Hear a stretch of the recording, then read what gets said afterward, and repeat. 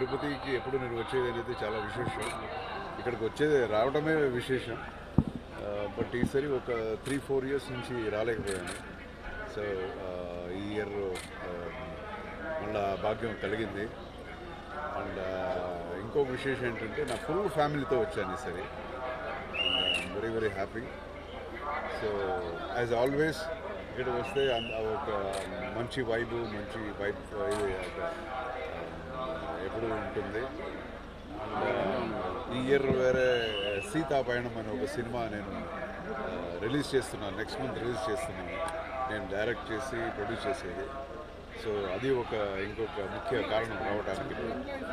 So అందరికీ భక్తులందరికీ, ఆంధ్ర ప్రజలందరికీ, తెలంగాణ అందరికీ ఆ దేవుడు ఆశీర్వాదం ఎప్పుడు ఉండాలని కోరుకుంటున్నాను. God bless you.